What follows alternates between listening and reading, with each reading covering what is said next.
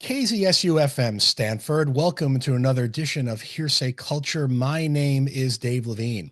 I'm a professor and associate dean for faculty development at Elon University School of Law, as well as an affiliate scholar at the Center for Internet and Society at Stanford Law School, and affiliated the last couple of years at the University of Milan's Information Society Law Center and the University of North Carolina's Center for Information Technology and Public Life.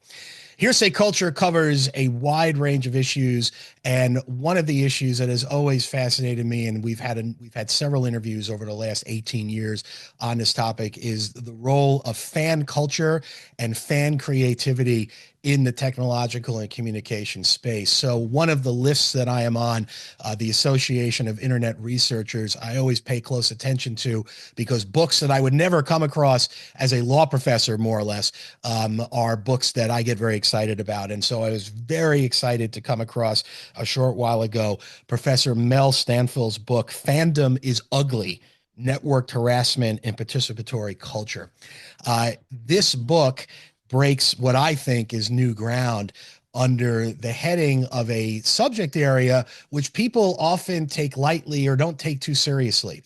When you think about fan culture, as wonderful as it is, you think about cosplay and you think about fan fiction and vidders and people that are doing amazingly creative stuff, but not terribly serious stuff in the world of expression. And those expressions, while wonderful as it turns out, also create communities that can have a very dark and nefarious, and let's be clear, as the title suggests, ugly underbelly. And so what Professor Stanfill has done in this book is look at several examples of how the fan world has created, as we'll talk about what this means, networked harassment of people not only within that community, but also outside of it, and how it's brought together around creative expression the kinds of behaviors that we traditionally, and let's be clear, have generally felt were the hands of militias and of organizations that have nothing to do with the expressive culture that the internet has generated. Through this book, which is extremely well researched and which goes into immense detail, what Professor Stanfill does, and we're going to talk about, is first why we should care beyond some of the basics here, but then some examples, and then what this means for two concepts, one of which we hear about regularly in mass media, the idea of victimhood, but also one that we perhaps experience but don't talk about as much, vitriol. And so we're going to have that discussion as well. By way of background, Professor Stanfill is in the College of Graduate Studies at the University of Central Florida.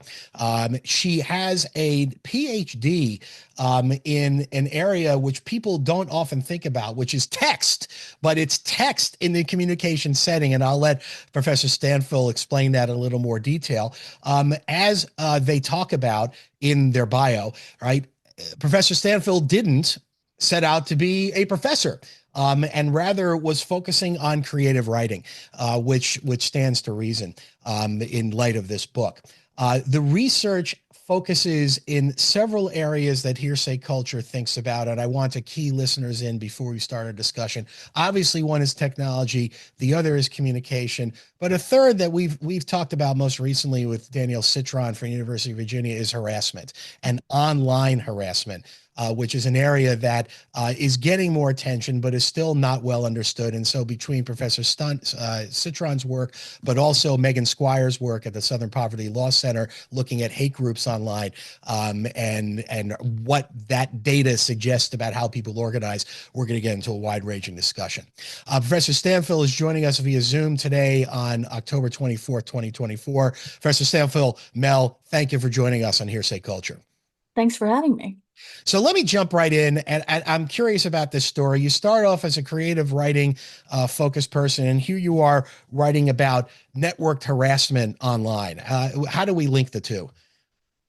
Well, I mean, part of it is my aspiration to be a creative writer is a product of the fact that I started college when I was 17, barely 17. I had just turned 17. So I was romanticizing the idea of being a sort of starving artist. And now I get to be a starving professor. So I think, part of it is I was already in fandom culture at that time. I had already been participating in it. I didn't learn until later that I could study it academically, and I didn't really do it until my graduate work. I kind of knew it was a thing a little bit toward the end of undergraduate. But, moving toward looking at culture, looking at technology through my PhD in communication and media, um, in some ways, because the internet changed, because of the movements that we saw starting in the mid 2010s, things like Gamergate, Comicsgate, the rise of the alt-right, which are all very networked movements that are harassment focused, that were about excluding marginalized people. I didn't want to write about these things, but it became increasingly clear that I kind of had to. I couldn't explain what was happening in contemporary culture without taking them into account. Mhm. And as I mentioned in the introduction, right, and I'd like you to dive into this. You look at fandom, right, and you think, yeah, this is silliness. This is, the concept of the fan being the fanatic is kind of, someone who's really excited about, and I will say this, the New York Yankees going into the World Series, right, the hated franchise or the best franchise in the world. But that's kind of what you think about, right? And yet you saw in this something more nefarious and more serious. Talk to me about that, and also about the reaction to studying fandom from people that may not be as familiar with what's going on in that world.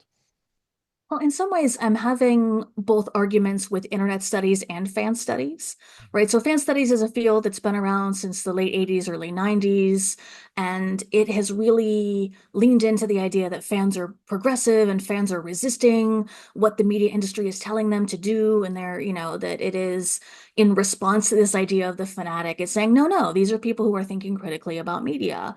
And that has, as a result of pushing back on those negative stereotypes, has tended to elide the problems that happen with fandom. It has, because it's about defending fandom from being not taken seriously, it has pushed a little too far on that other direction.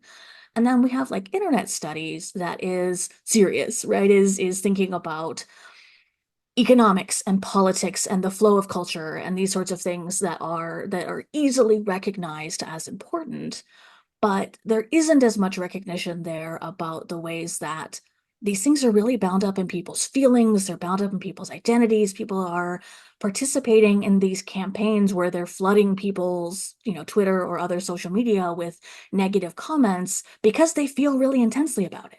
And because they have interpreted that person or that some incident in the world, and drawn conclusions about it and sort of um, told stories about what's happening that are often quite disconnected from what's actually happening. And so thinking about storytelling, narrative, community, identity, and those sorts of things is something that fan studies helps us understand about ugly moments in public culture that I think I felt weren't being addressed as well or as clearly without bringing that other view. Why, other than the fact that it wasn't taken seriously, why wasn't this, or why hasn't this been studied? Because when you start getting into your book, right, it becomes pretty clear. So, oh yeah, like I've heard of that. I may not be in that community, but I've heard of it. And yet here it is kind of, appearing now as something that to many people is new. What are there other reasons why people haven't gone in this direction?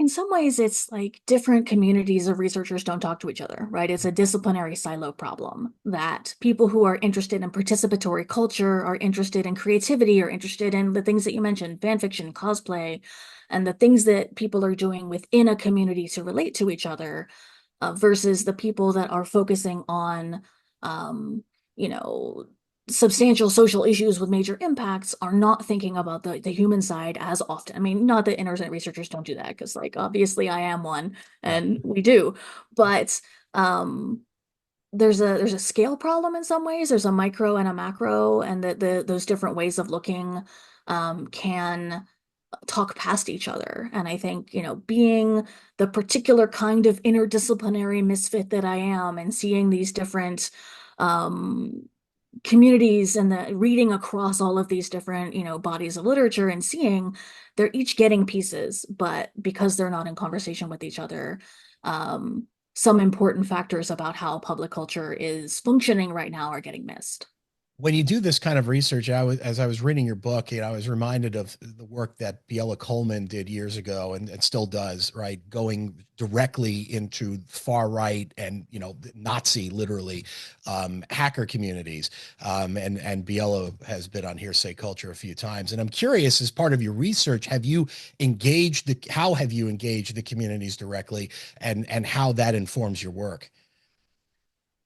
Well, I mean, it's interesting, right? Because it probably would be helpful to interview these people, but it would be extraordinarily dangerous to Right. interview these people, right? And particularly, being someone who is not part of their identity in group. Mhm. Like if I were like, cisgender heterosexual white guy, then they might be more willing to talk to me because that is, the group of people they value, but I'm not any of those things, right? So I am white, but so the risk of that, right, and sort of engaging with those communities in that way, or doing participant observation, or even doing non-participant observation, it's something that is a subject of debate in internet studies. Is what is the appropriate way to study these people? The way that we would study other kinds of groups would be much more directly engaged, and there's an emerging consensus that one of the obligations we have is to keep research safe and to not uh, endanger the process of gathering knowledge by engaging incautiously in communities. And so, I did make the decision not to do that kind of research here and to really focus on social media posts Mhm. and to sort of take the posts as texts and as indicative of particular kinds of circulating beliefs. Yeah. Um, And one of the questions that I've had about this work is like, well, how do you know that the people are who they say they are? Right. How do you know that the people who are tweeting negative things about Elizabeth Warren really are Bernie bros, right? As the example in one of the chapters. And it's like, I don't, but I've structured the project so that I don't have to, right? That this is a set of ideas and words and ways of orienting in the world that um, have fanish contours, are shaped like fandom, and fandom can help us understand. And if every once in a while somebody is a bot or a troll and not being sincere, that doesn't change the fact that this is a pattern we see over and over and over and over again. And yeah, and we're chatting with Professor Mel Stanfill on KZSU-FM Stanford and Hearsay Culture. Yeah, and to be fair and to be clear, you're not an anthropologist, right? And so there's also just a study of communities in that way, whereas Coleman and others would call themselves that. And I don't want to spend more time on it, but there is a risk associated with that kind of research where you become a little too friendly, or if not too friendly, certainly you may have a skewed view of whatever we want to learn from these kinds of studies. So I don't want to lose listeners who might say, well, I don't even know what fandom is, because I thought just, Levine said being a Yankee fan is fandom, but you're talking about, a networked world of fandom. So for those who are not as familiar, which again, we are on Stanford radio, you might say, who would those people be in Silicon Valley? But they do exist, right? What do we mean by fandom? So, I mean, it's interesting because there are almost as many definitions of fandom as there are scholars that study it, or as there are fans. But I think the way that I think about it, for the purposes of using it as a lens to understand public culture in this book, is it is people who have a strong emotional attachment to some kind of text or something that is perceived as a text. So a public figure, a celebrity, is actually a person, but you encounter them through media. You encounter them as a set of representations, right? And so you are interpreting and making sense of that. So it's people and text and community. It's so people who are coming together around having strong feelings about something positive or negative, and that something is being interpreted, and so that there is collective emotionally involved interpretation of something. And so that could be Star Wars, right? That could be a politician. That could be increasing diversity of characters in comics is one of the examples that I use where they're sort of interpreting that and coming together about the fans that I'm talking about are upset about that. They feel left out. And so I think it is broad and flexible and describes a number of different kinds of ways of being a fan and in a way that's useful. And then just to be clear, when you talk about, as you mentioned, we're talking about networked, meaning online. So, for example, this weekend and every weekend here in North Carolina, there's a Renaissance Festival right now. Is that the kind of network culture that you're thinking about, or is that something different? I mean, you certainly could think about it that way. I think I do predominantly mean online networked, but Ren fairs, despite being, playing at historical anachronism, are have online communities. They interact with each other, and so it's a group of people that have come together around their love of all things Renaissance-ish, Yeah. right? And they're doing interpretation, they're building community, and so yeah, I think we could absolutely think of the Ren Fair as a fandom. And one of the things I want to get to later is, of course, the porting of these online communities into, what we call the IRL, and that's where that goes. So you use the word ugly, right? Fandom is ugly. And aside from it being a fantastic title for a book, so kudos to you and your editors and whoever decided to do that. If it was you, even better. Ugly is not what we think of, right, in fandom, except you're talking about this different world. I'm not going to ask you to define ugly. I'm not that nerdy and academic, but I will ask you to talk about what ugliness you first came across that caused you to start going in this direction. What were your encounters that caused you to say, wait a minute, there's more going on here? Yeah, I mean, partially fandom is ugly is in joke in fan studies because there was an argument that fandom is beautiful, right? That was a way to shorthand, as I mentioned, the sort of foundation of fan studies as trying to defend fans and say that they're critical, they're not duped by culture. And it was political. It was asserting the value of a group that had been marginalized and not taken seriously. And so um there was a sense that we had swung too far that direction, and I was kind of making a joke about, like, let's just flip it on its head. But I think in terms of ugliness, I first started to become aware of it. There was a campaign, and I talk about this in chapter 4, where a show had enticed fans to keep watching, promising that there was going to be this lesbian relationship and these two characters, were central and important and valuable. And they did that knowing that they were planning to kill one of them off. Right. And it was a ploy for ratings. It was going into fan spaces and sort of, essentially kind of manipulating them. And that was, bad behavior on the part of the people making this show. But the reaction to it was so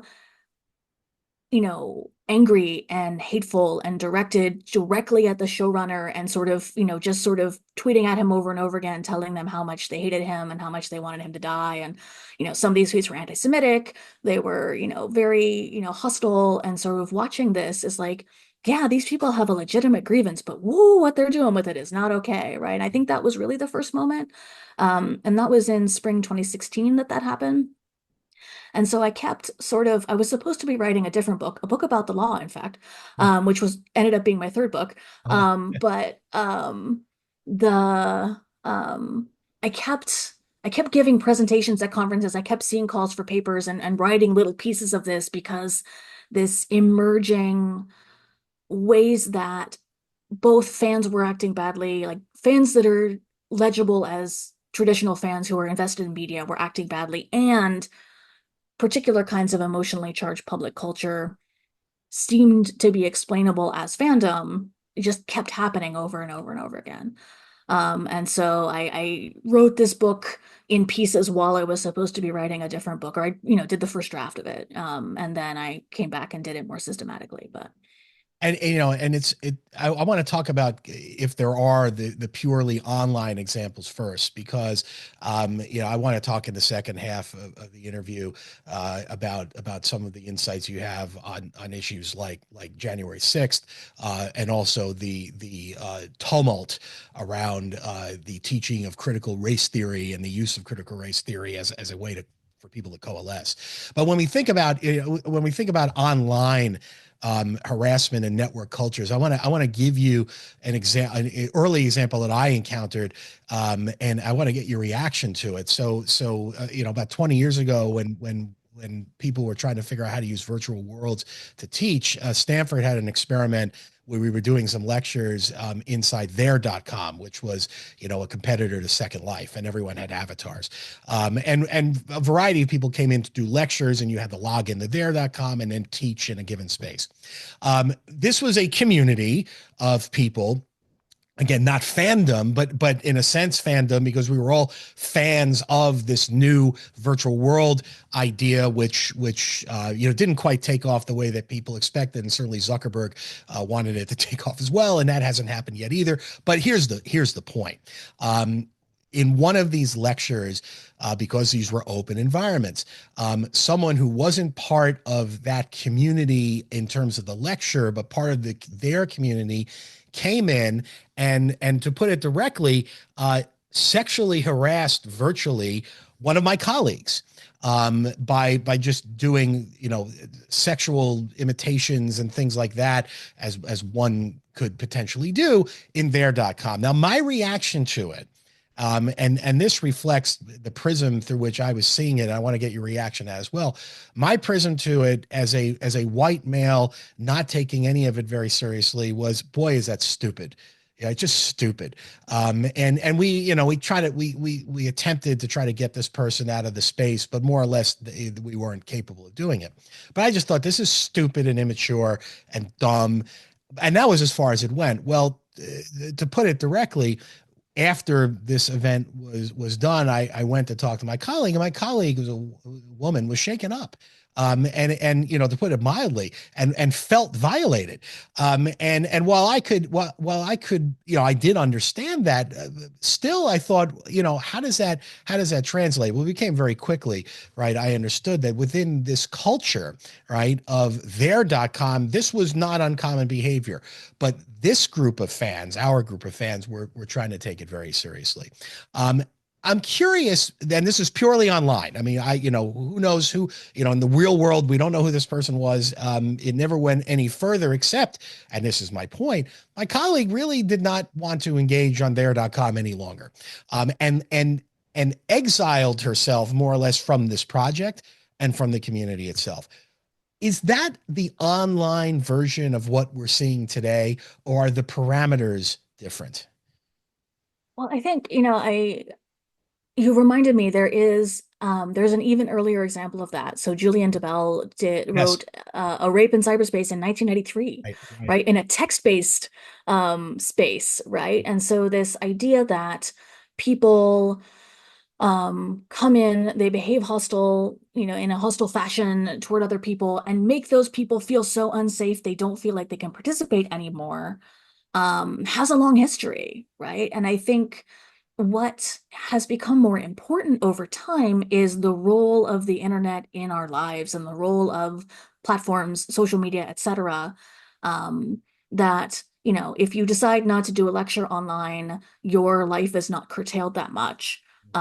Compared to if you have to get off of social media because you're being harassed everywhere, you have to, have someone check your email because you're just getting threats all the time, which happened to one of my colleagues about 10 years ago, after a video went viral.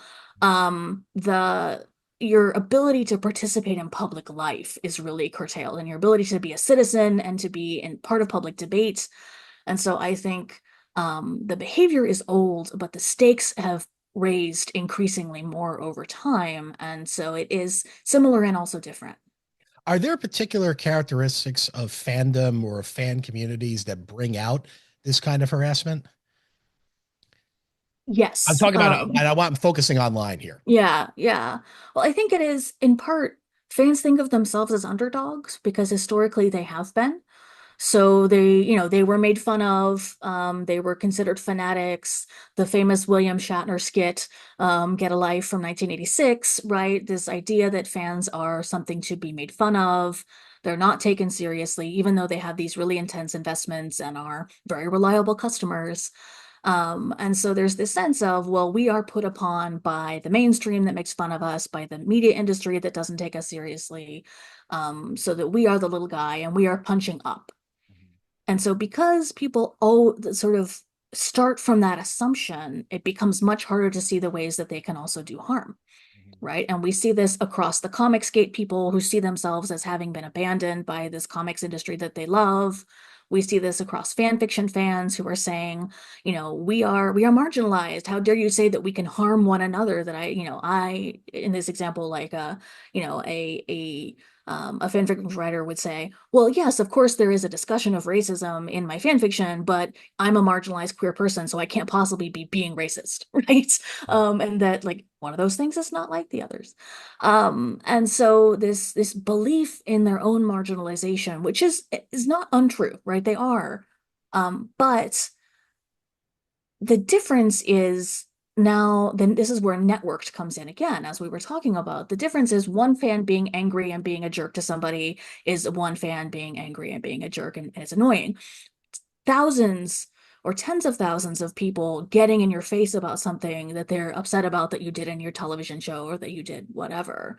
Um, each one of those people doesn't have very much power. The group of them has an enormous amount of power to chase people out of public spaces, to silence them, to even people who are relatively powerful, like a television showrunner, right? The scale and the ways that a whole bunch of people who are all convinced that they don't have any power feel authorized to act in particular ways that they wouldn't if they thought that they were powerful. To the extent that we saw this in the past, right? There was, the kind of the at least within technology circles, famous concept, don't read the comments, right? And books were written 15 years ago. In fact, I interviewed the author of a book called Zero Comments. So the entire book was about why how commentary and just commentary online is a problem. It seems like you're saying that the networks that now exist, right, have not just moved beyond commenting, but that it's and you talk about this, right, as your title suggests, right, participatory culture is much more than just commenting on someone else's words. When we think about participatory culture online, what are the parameters or dynamics there that create the harms and concerns about which we're going to talk about after our break? I mean, I think it is um it's scale, it's speed, right? So if we think about again the example of like one fan in their room alone being angry about something, you know, that person has always existed, and that person might write a screed about how angry they were, right? But that screed would not be seen by other fans. It would not be passed around. It would not be visible to the person they were angry at, who, the industry person, whoever it might be, right? And so the ways that these are practices that we have always that we, as long as there have been fans, people have had strong feelings about text and been upset when people were making changes. Famously, the Sherlock Holmes fans demanded that he not be killed off, right? This is a longer history going back, to the 19th century in that case. But the ability of people to find each other, to form communities, to get in some ways like a filter bubble or echo chamber where they convince, because they're all talking to people who have the same opinions as them, they're convinced that they're the majority and that everyone agrees with them. And so therefore it is justified that they try to go assert their beliefs on everyone else.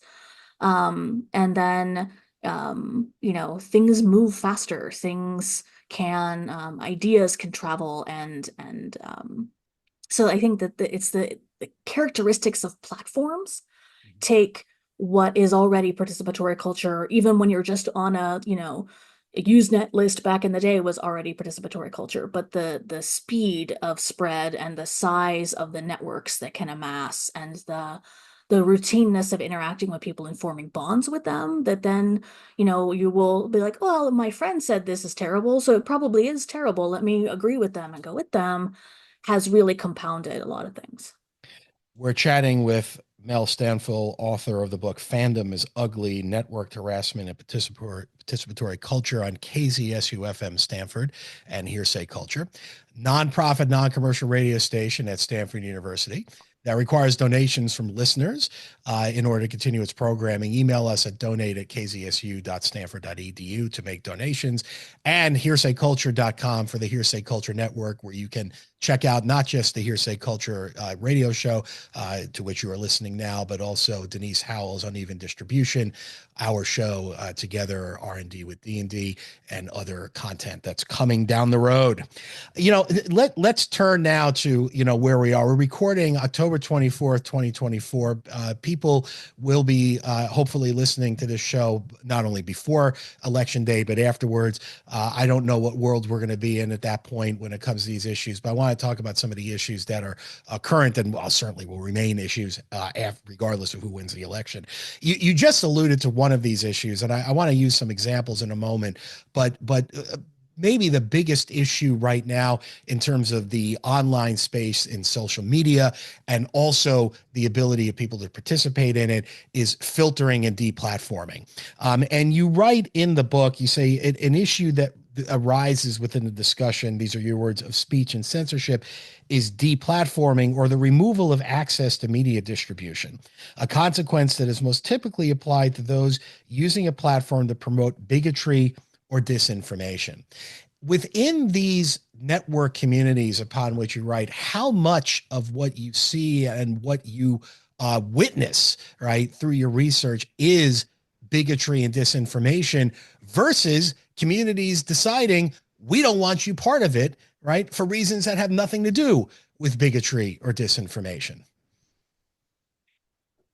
I mean, it varies a lot from case to case, but I feel like one of the things I was interested in is the role of um, exclusion, right? And so one of the most common axes of exclusion is identity, is membership in different kinds of categories. And so, that is really runs right through all of the examples in the book of, um, people are ostensibly people are angry with Elizabeth Warren because of her politics, but they can't help also being sexist at the same time. That it comes back again and again, even as other members of the same community are saying, "Stop doing that. You're undermining our argument." Mm-hmm. Right. And so the ways that is, in this at this moment of time, that is the tool people reach for when they're trying to discredit someone, when they're angry with someone and they want to harm them in some way. It's kind of baked in a lot of ways. And so even when it's not relevant, right, even when it's not the topic at hand, like I found in the fan fiction communities, this is an argument about what kinds of sexuality are appropriate in stories. Should you be able to write a story that has sexual assault, or is it traumatizing for other people to have to read that story? Somehow, even though this is the point, there are these debates about racism built in, Mm-hmm. and that is coming back in and again as the sort of lurking term that people aren't paying attention to, because it is foreclosed by thinking about only this one kind of harm and no other kind of harm. And so people are trying to come back and say, hey, wait a minute, what about this other problem? And so, it's these, forms of bigotry and exclusion are contemporary online life is shot through with them. The part of the reason I asked the question is that, you see issues of exclusion and inclusion throughout the law, right? And so, for example, the Civil Rights Act of 1964 in Title VII says, you can't fire someone because they are black, but that doesn't mean you have to be a nice person. You can fire someone because they're incompetent. You can fire someone because they're not doing a good job. You can fire someone because you don't think they fit into the culture, as long as it's not using an immutable characteristic. And I'm curious if in your studies, right, of these examples, and you're right about many examples, which are obviously, right, the kinds of racism and sexism and so forth that unfortunately permeates a lot of this world. But did you come across examples of even harassment involving things that aren't immutable characteristics, but harassment the same way that, artistic communities 300 years ago would say, you know what, you're not the kind of painter that we want here because you're not doing the kind of painting that we want in this guild. Yeah, I mean, I think the boundary policing, something that I actually wrote about 10 years ago, is the ways that fans try to police boundaries on each other Mhm. of who's the right kind of fan and who's the wrong kind of Yeah. fan. Mhm. And, in that case, I was thinking about um, fans who are arguing that some people are too obsessive and they're giving fans a bad name and they're doing all these things that are negative stereotypes. And why are they doing that? It's harmful to us. And that is not structured around identity at all, Mhm. right? It's sort of a sense of except the identity of fan, right? That like I want to be part of this community and I want to draw boundaries around this community to protect this community. And so I think, those things absolutely do happen.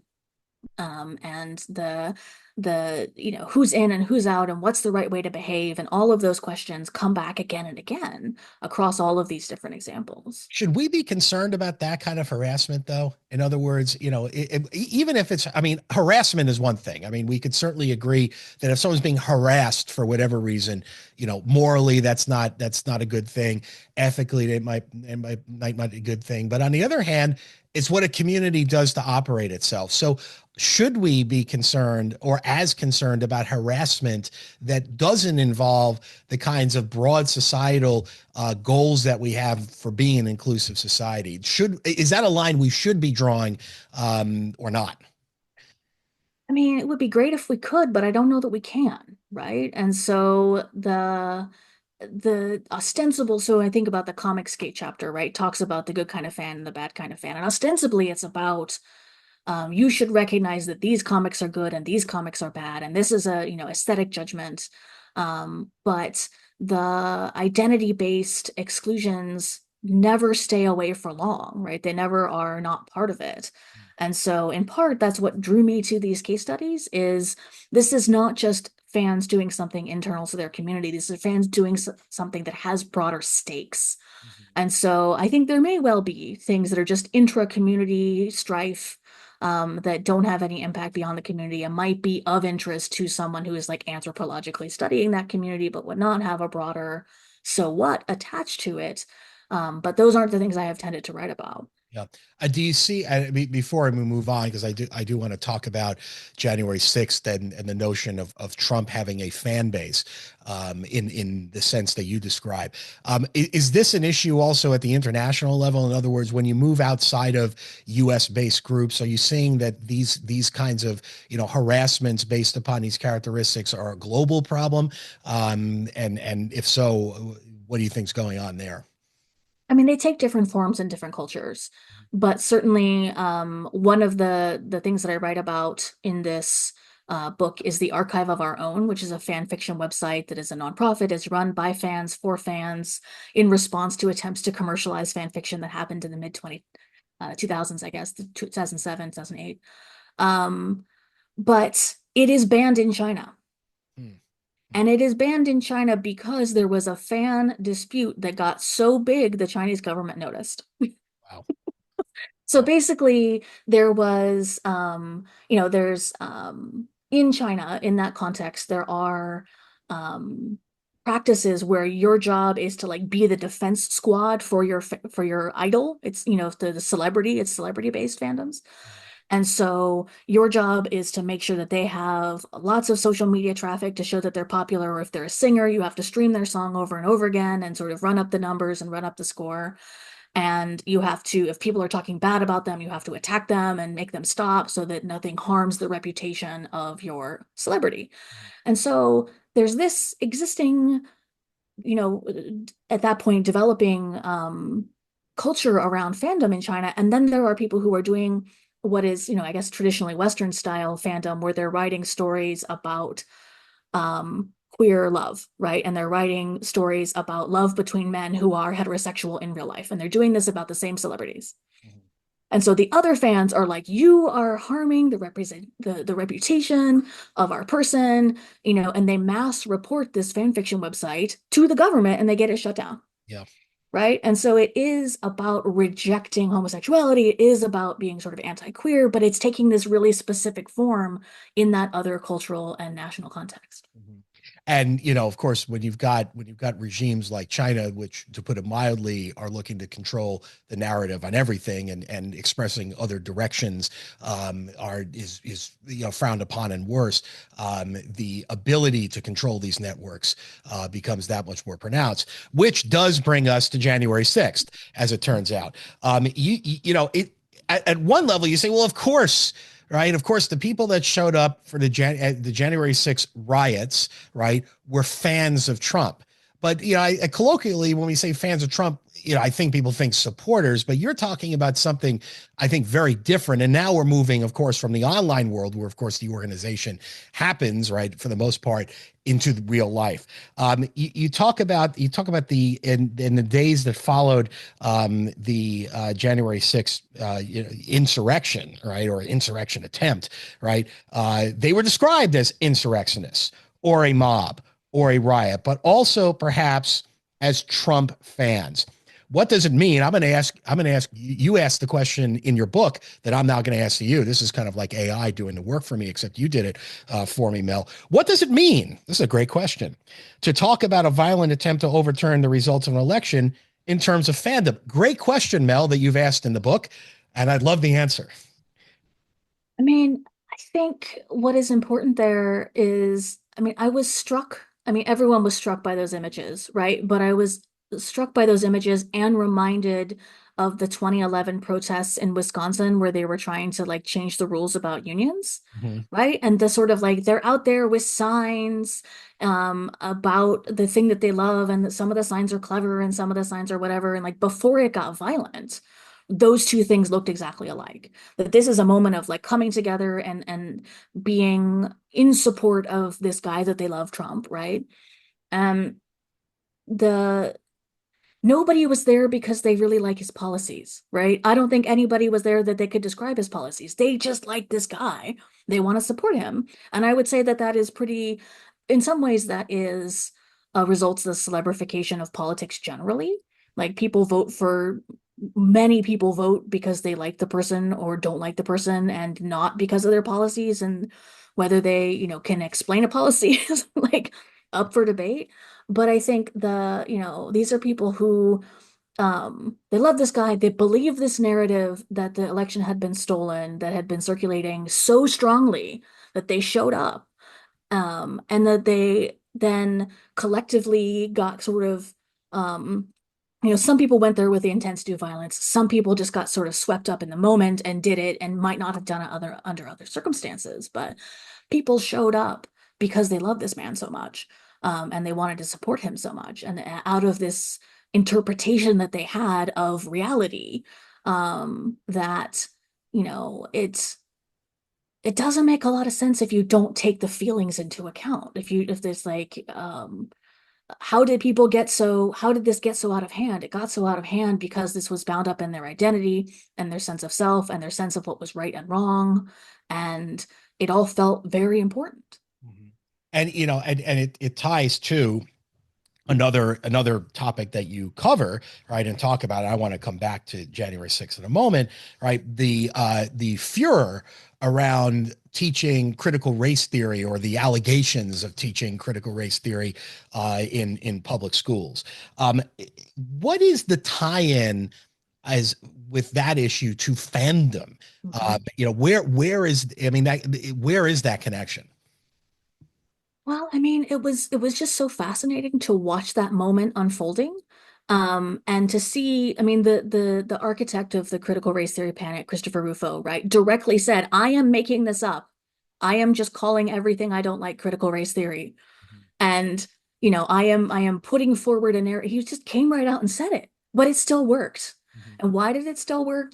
Why did it still work? Because people had really strong feelings about wanting to protect children. They had really strong feelings about feeling like their identity as white people was under attack. and wanting to sort of rally around and defend whiteness, but knowing that they shouldn't do that, knowing that if they do that, they might as well get fitted for a Klan hood, right? And so the ways that this object became the receptacle of all of their feelings, of frustration about the change of society and about feeling like they were being blamed for the existence of racism and all of these moments that were filtered through this text that was, I describe it in the chapter, the every bogeyman, right? It was whatever it needed to be to upset people. It bears no relation whatsoever to what critical race theory as a legal theory actually is. Bears no relation to what's actually taught in schools, which is a separate issue than critical race theory itself. And then, this sort of getting people to feel threatened and feel and have these sort of collective interpretations produced these really explosive results and produced, you know, effects in school board elections and legislation and all of that. And then they turned around and did the same thing again with DEI, Mhm. right? And it's just like this ability to convince people that they are under attack and that this nebulous text that is whatever you want it to be is at fault, um, is just like saying, to the comics people, well, there aren't as many white male protagonists anymore, and it's because of these other people getting a comic character about them, Mhm. right? And it's got the same structure. Yeah, yeah, and so we're chatting with Mel Stanfill, author of the book "Fandom is Ugly: Networked Harassment and Participatory Culture" on the Hearsay Culture Network and KZSU-FM. Connecting all of this as well.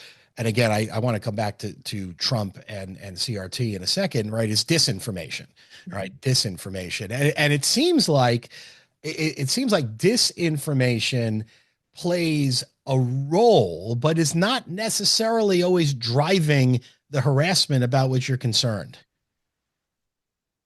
Yeah, I mean, I think there has to be an emotional attachment to something first Mhm. that can then be activated and pointed in a direction by disinformation, right? And so, for example, in the critical race theory example, um, the it's a backlash to the sort of sea change that happened in 2020 after George Floyd's murder, Mhm. right?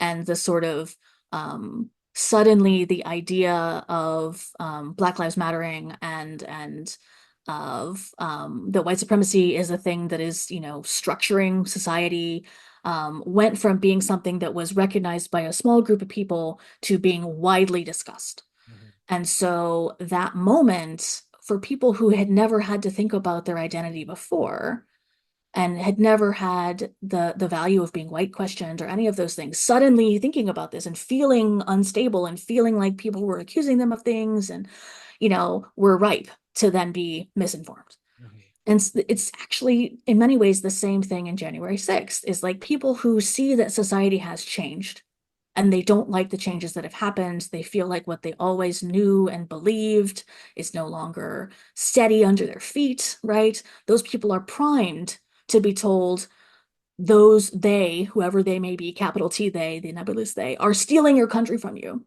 Mhm. Rise up and stop them, Mhm. right? And so, you know, part of what I think looking through fan studies helps us see is you have to take seriously the feelings that people are having, even when they're mistaken, because you can't understand what they're doing unless you understand where they're coming from, even if you don't think it's justifiable where they're coming from. Right. Well, and it raises this interesting dichotomy that I want to get to, which is between fandom and what you quoting Gray define as anti-fandom, right? Anti-fans are those who hate or dislike. This is the definition you offer in the book: hate or dislike a given text, personality, or genre. And so, whereas we see the January 6th, I think fairly, as a fandom reaction to Trump and disinformation. The CRT situation is very much an anti-fandom. Is it Mhm. not? Yeah, Yeah. yeah. And I think part of the point I want to make there is, why are people so angry about this theory that is taught in law schools and is not taught in K-12 education at all. Right. That why is this the object of their anti-fandom? Why is this the object of the thing that they want to hate so much? Mhm. And it's because it lets them have feelings about whiteness without directly having feelings about whiteness, right? It And lets them, so have tell that. me more about Yeah. that. How does that? Yeah. Well, so basically, like learning about racism in school is harmful to children. You are hurting our kids, you are making them feel bad, right? Is the implicit underlying argument and sometimes the explicit argument of anti-critical race theory movements. Mhm. And the sort of the thing that's not quite spelled out there is this is harmful to white children because children of color have already encountered racism, right? This is not something that, they are, this is too adult of a concept. People should be protected from this in K-12. They don't have that luxury. But um, the, uh, the sort of, we have to protect, um, we have to protect white children is part of why I say the critical race theory panic is essentially a retread of the famous white supremacist 14 words, right? We have to protect white children is the underlying argument that is, this is why we can't teach this in school, and this is making people feel bad, and this is harmful to them. Why? Because the group that is imagined to be under threat. Mhm. And so, as you know, we're coming up on about 7 minutes here, Mel. So, getting to the root of it, then, I want to push back a little bit on something you said a short while ago, which is where you said that, the people that showed up January 6th were more or less exclusively fans and couldn't describe policy, which is hard to disentangle because at one level, right, clearly there are people who, and they say that they like that he does what he says, as that's the perception, right, that he's a different kind of politician, or he's not a politician, is very much fan oriented. But then you've got, and maybe the point is they didn't show up on January 6th, right? Then you've got others that are very transactional and very literal about their support for former President Trump, right? I want tax cuts, or I want to have whatever benefits that's there. But I want to ask about a third group, which I think is kind of implicit in your analysis of fandom, but which I want to get your reaction to. Again, we've got the Trump fans, we've got the people that are transactional. I want taxes, and he's going to, or lower taxes, he's going to be lower taxes. But then there's a third group, which is they kind of like what he's saying and what he's doing. Right. That it's not just that they're fans, but, and we're recording on October 24th, where, former, Marine Commandant and Chief of Staff to Trump, John Kelly has said that he heard Trump, which anyone who pays attention sounds credible, aside from the fact of his credibility, saying Hitler did some good things and I want generals like Hitler, right? We've got people who are, in fact, very sympathetic to or are fascist and who like that idea. It's not just fan, but it's policy, right?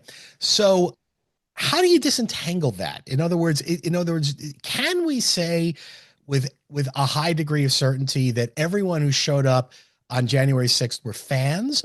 Or can we look at this because it's a fan community and say that there are different motivations for how people become fans, and they're all fans as a result?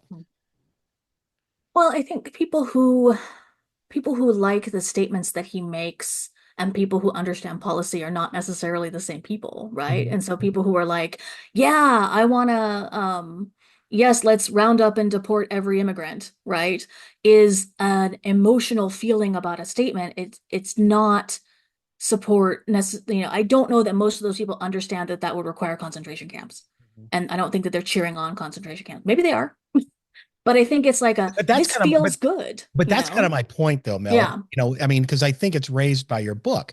I guess what I'm getting at is this: don't we do a disservice to understanding these communities if we don't take into account the possibility that people are not only fans and not only, but that this is what they want? They might get riled up by disinformation, right? I mean, all evidence shows, of course, that Trump lost and Biden won, but that they also look and say, you know what? And I like what he's saying, aside from his personality and his brashness, I like the idea of deporting 11 million people. I like the idea of having an authoritarian government, and that those, if that's true, then fandom becomes a lot more complex. Hmm. Absolutely. Yeah. And I think part of it is um, a I want these other people that I don't like to suffer, Mhm. right? And the again, this is like the complexity gets washed out. It's still about slogans and sort of interpretation, and not the brass tacks of what that would look like. Is like these people would lose rights too under an authoritarian government, but that doesn't cross their mind because it's just about hurting the other team. Right. And so like anti-fandom actually I think is very helpful there. It's like you want the other guys to lose. Mhm. And so that, it's like, back to this example of the Yankees, like, Yeah. love them or hate them, you have a feeling about it. And sometimes watching a team you don't like lose is more fun than watching your team win. And I think that that is a fandomification of politics as well. Is like that team, those guys, I want policies that are going to hurt them without an understanding that like this is also going to negatively impact whoever the proponent of it.